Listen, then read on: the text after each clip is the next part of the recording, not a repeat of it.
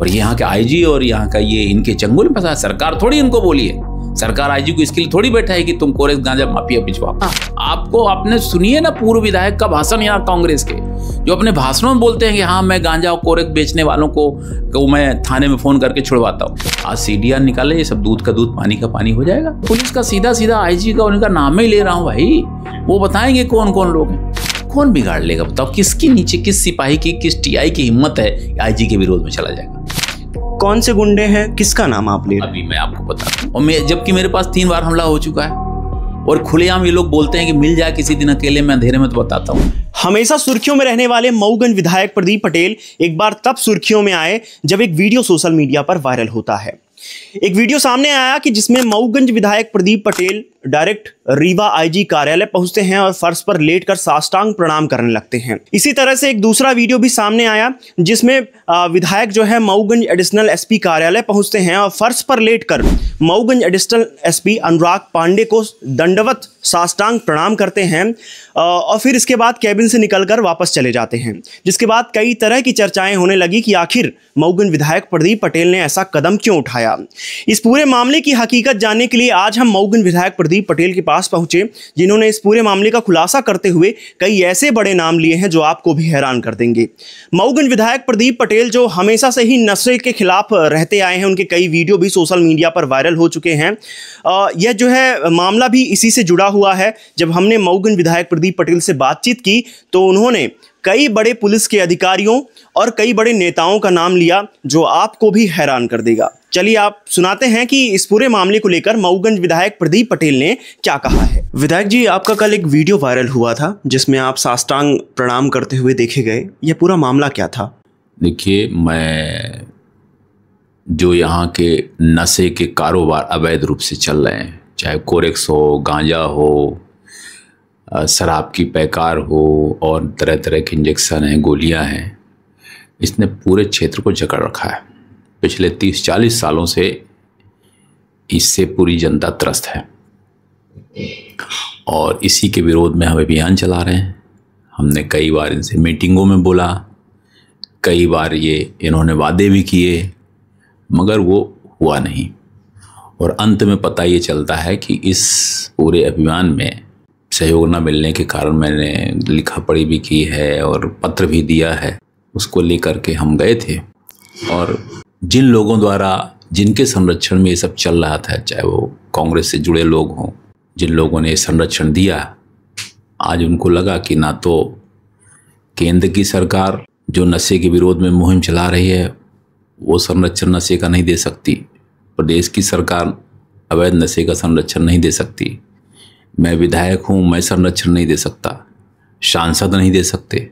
तो अंत में ये नशे के कारोबारियों ने हमारे यहाँ के पुलिस के 1-2 अधिकारियों को पकड़ लिया जी। किन 2 अधिकारियों की बात कर रहे हैं? एक एडिशनल एसपी, हमारे आईजी, हम एडिशनल एसपी मऊगंज, आईजी हमारे, इन लोगों ने और समस्या ये बात की है कि इतना खुल गए हैं कि जो अवैध नशे के कारोबारी हैं वो इनका नाम लेने लगे, इनके यहाँ बैठने लगे, इनके चैम्बरों में बैठ के होने लगे।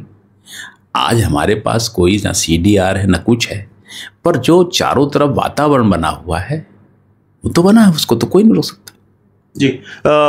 विधायक जी, पुलिस तो अभियान चलाती है कि हम कोरेक्स और गांजा और अवैध शराब पर अभियान चला रहे हैं, पकड़ रहे हैं, कार्रवाई कर रहे हैं, फिर वो क्या चीज़ है? देखिए, पुलिस अभियान नहीं चलाती, अभियान चलाती है सरकार।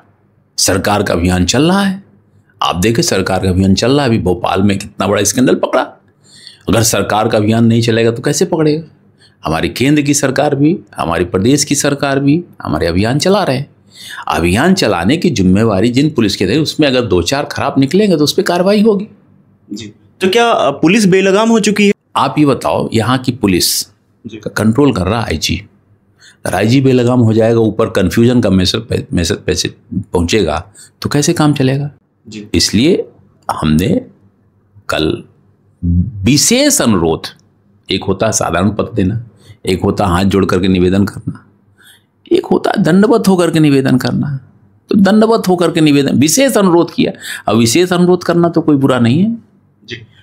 सबसे बड़ा यहाँ पर सवाल ये खड़ा हो रहा है कि जब जनप्रतिनिधियों को इस तरह से कदम उठाने पड़ रहे हैं तो फिर आम जनता का क्या होगा? आम जनता के लिए ही मैं कर रहा हूँ। आपको मालूम है ना, यहाँ इस क्षेत्र के अंदर मैं जब विधायक नहीं था तो खुलेआम बसों को लूट लिया जाता था। आपको मालूम है कि लड़कियों के साथ कितना अपराध होता था, कितनी लड़कियों को लोग भगा के ले जाते थे। यूपी का बॉर्डर है ये, कितने अपराध होते, कोई किसको नहीं मालूम। पिछले 40 साल यहाँ पे जो अपराध हुआ है, अगर बिहार की तुलना कहीं मध्य प्रदेश में होती थी तो हमारे मऊगंज से तुलना होती। कभी बीजेपी का विधायक नहीं बन पाया। आज जनता ने बड़ी उम्मीद से भाजपा के साथ उम्मीद की है, मुझे बड़ी उम्मीद के साथ बिठाया है। आज खुलेआम बसों को लूटना बंद हुआ है। ये सब किया रात रात भर। क्या मेरे ऊपर 3 बार हमले हो चुके हैं, विधानसभा तक में ये मुद्दा है। आपके ऊपर हमले हो चुके हैं? 3 बार हमले हुए हैं, एक बार तो विधानसभा में भी विषय उठा है। तो ये चीज, मैं अगर लड़ाई लड़ूंगा अपनी जनता के लिए तो स्वाभाविक है कि जिनको तकलीफ होगी वो कुछ ना कुछ करेंगे। जिनको तकलीफ हो रही, जो गुंडागर्दी कर रहे हैं, जो आतंक फैला रहे हैं, जो माफिया हैं, कोरेक्स के माफिया, दारू के माफिया, गांजे के माफिया, रेत के माफिया, जो माइंस के माफिया हैं, उनको तकलीफ होगी। और उनको जब तकलीफ होगी तो वो, जब उनको सरकार से सपोर्ट नहीं मिलेगा, उनको विधायक से सपोर्ट नहीं मिलेगा, उनको सांसद से सपोर्ट नहीं मिलेगा, तो फिर वो किसी न किसी अधिकारी को अपने चंगुल में फंसाएंगे। और यहाँ के आईजी और यहाँ का ये इनके चंगुल में फंसा। सरकार थोड़ी इनको बोली है, सरकार आईजी को इसके लिए थोड़ी बैठा है कि तुम कोरेक्स गांजा माफिया पिछवाओ। मगर सरकार को भ्रम करके ये करेंगे तो ऊपर सरकार बैठे, मेरी आवाज़ जाएगी ऊपर। जी, तो जो ये चल रहा है नशे का, इस तरह से जो कारोबार चल रहा है, तो क्या इसमें विपक्ष का भी रोल है? विपक्ष ही तो इसको कराता था। आपको, आपने सुनिए ना पूर्व विधायक का भाषण यहाँ कांग्रेस के, जो अपने भाषणों में बोलते हैं कि हाँ मैं गांजा और कोरेक बेचने वालों को मैं थाने में फ़ोन करके छुड़वाता हूँ। यहाँ पर एक एसडीएम और तहसीलदार, पांडे तहसीलदार, उनको कितना बंद करके मारा था यहाँ के मुसलमानों ने। ये कौन करते हैं? जितने भी यहाँ पे आतंकी वो कौन है? सब कांग्रेस से जुड़े हुए लोग हैं। एक एक यहाँ का माफिया, एक एक यहाँ का दारू का कारोबारी, एक एक यहाँ का अवैध कारोबारी करने वाला आदमी कांग्रेस से जुड़ा है। और सिर्फ उनको परेशानी इस बात की है कि सरकार भाजपा की है, भाजपा की सरकार में आतंक नहीं चल सकता, इसलिए वो अधिकारियों को पटाने में लग गए। अगर इस तरह से जो अवैध नशे का कारोबार चल रहा है, अगर ये रुकता नहीं, इस पर लगाम नहीं लगती, तो फिर अगला कदम क्या होगा आपका? मैं आगे मैं बात करूंगा ऊपर, और ज़रूरत होगी तो मैं जनता के लिए कुछ करूँगा। आज मेरी गांव में एक एक गांव की गरीब से गरीब व्यक्ति का परिवार मुझको व्यक्तिगत जानता है। आप जाइए, पूछिए किसी भी गांव के किसी भी गरीब के यहाँ चले जाइए, चाहे वो जितना गरीबी काम करता हो, बांस का काम करता हो, लकड़ी का काम करता हो, जो भी जितना भी काम करने वाला व्यक्ति है, आप उसके घर में पूछिए। उसके घर में जाएंगे तो उसके घर में मेरे को बच्चे बच्चे मेरे नाम से जानते, मेरे चेहरे को पहचानते। और वही कारण है कि मैं दोबारा विधायक बनाऊं। आपको किसको नहीं मालूम, इस क्षेत्र में जब चुनाव चल रहा था तो मैंने बोला था तम्बाकू खाने को नहीं दूंगा, गुटखा खाने को नहीं दूंगा, दारू तो सूंघने को नहीं दूंगा। चुनाव जनता स्नेह रखती है तो जिताएगी, मैं किसी को नहीं दूंगा। एक भी भाजपा के कार्यकर्ता ने एक बूंद दारू पिए बिना चुनाव प्रचार किया है। और कांग्रेस के लोग ऐसे दारू बहा रहे थे, ड्रम के ड्रम, पेटी ट्रैक्टरों से जा जाके गांव में बट रही थी। ये आप चुनाव की बात कर रहे हैं? विधानसभा चुनाव में। और लोगों को लग रहा था कि अब तो इतनी दारू बट रही तो अब तो हार जाएंगे। पर जनता ने मुझे, भारतीय जनता पार्टी के प्रति मेरे प्रति विश्वास दिया है और मुझे विधायक बना। किसको नहीं मालूम बताइए? एक मीडिया का आदमी बता दीजिए जिसको ये बात ना मालूम, एक पुलिस का अधिकारी बता दीजिए जिसको ये बात ना मालूम, एक जनता को बता दीजिए जिसको ये बात मालूम ना हो। सबको मालूम है कि चुनाव में क्या क्या नहीं किया कांग्रेसियों ने। चुनाव प्रचार में कितने कितने नशे के कारोबार को घर घर नहीं पहुंचाया। 3 घटनाएं तो चुनाव के समय हो गई। खुले हम लोग बोलते हैं कि हम वहां जाते हैं, हमको दारू मिल जाती है। जी, अभी आपके विधानसभा क्षेत्र से ही घटना सामने आई थी पहाड़ी में, जहां मतलब कथित तौर पर कहा जा रहा है कि कोरेक्स लोड एक वाहन ने कुछ लोगों को कुचल दिया। तो क्या कहते हैं, इस पर कार्रवाई हुई या नहीं हुई जिस तरह से होनी चाहिए? देखिए, वो नशे के कारोबार करने वालों की गाड़ी थी जी। उस गाड़ी ने एक्सीडेंट किया जी। उसमें एक आदमी खत्म हो गया, 3 लोग घायल हुए। अस्पताल में, आज भी वो अस्पताल में एडमिट है और अस्पताल से आ गए हैं, मगर उनके पैर वैर सब टूट गए क्योंकि गाड़ी एक्सीडेंट हुआ, तो जख्मी हालत में आज वापस आए।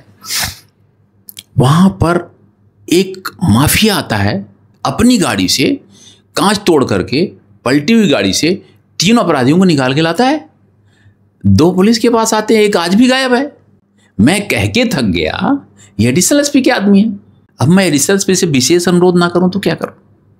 तो आप ये कल विशेष अनुरोध करने गए थे? विशेष अनुरोध मैंने किया था कि भैया इसको बंद करो। और उसमें सोचिए आप, एक आदमी नरेंद्र मिश्रा नाम का आदमी, उसको उन्होंने ले आए और वहां के मुसलमान गुंडों ने उसकी शिखा काटी। इसके संरक्षण में क्या क्या अपराध हो रहे हैं।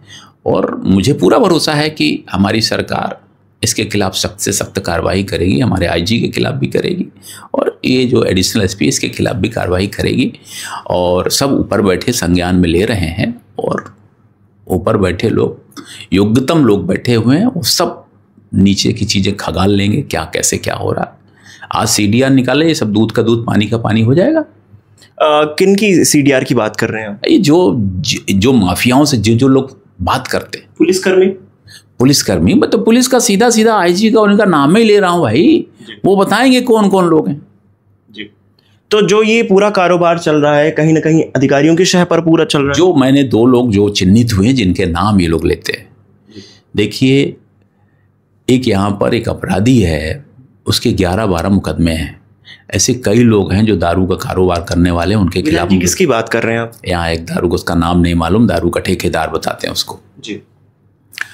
वो आप अधिकारियों से पूछेंगे बेहतर बता पाएंगे। वो लोग खुलेआम बोलते हैं कि आज मैं आईजी साहब के यहाँ बैठा था, 2 घंटे चाय पिया। कौन बिगाड़ लेगा बताओ? किसकी नीचे, किस सिपाही की, किस टीआई की हिम्मत है आईजी के विरोध में चला जाएगा? किसकी हिम्मत है बताओ आप? एसपी की हिम्मत है? एडिशनल एसपी की हिम्मत है? एसडीओपी और टीआई की हिम्मत है क्या? और इसलिए इन माफियाओं ने अब ये तय कर लिया है कि ना विधायक संरक्षण देगा, ना ये सांसद संरक्षण देगा, ना कोई मिनिस्टर संरक्षण देगा, ना सरकार संरक्षण देगी। तो इन्होंने अब ये हथकंडा अपनाना शुरू किया है कि सीधे पुलिस के किसी बड़े अधिकारी को अपने इसमें शामिल करो और अपना अभियान चलाओ। जी विधायक जी, सबसे बड़ा सवाल जो कल वीडियो वायरल हुआ था उसमें सबसे बड़ा सवाल उठ रहा है कि आप किसी गुंडे का नाम ले रहे हैं, गुंडों की बात कर रहे हैं। कौन से गुंडे हैं, किसका नाम आप ले रहे हैं? अभी मैं आपको बता दूं, यहाँ पर हमने बोला कि भाई अवैध कारोबार के, नशे के कारोबार हैं, उसमें कार्रवाई कराने के लिए मैंने डीजीपी को पत्र लिखा।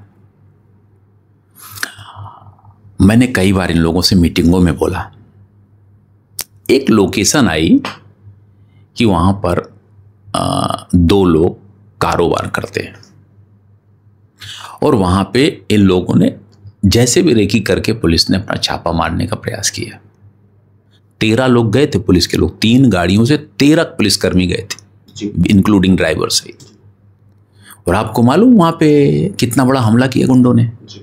13 पुलिसकर्मी माल बरामद करने के बाद और वहां पे गुंडों के हमले का शिकार होते हैं और दारू कोरेस गांजा बांधने वगैरह माल पकड़ा हुआ शिकार हो जाते हैं। 13 पुलिसकर्मी।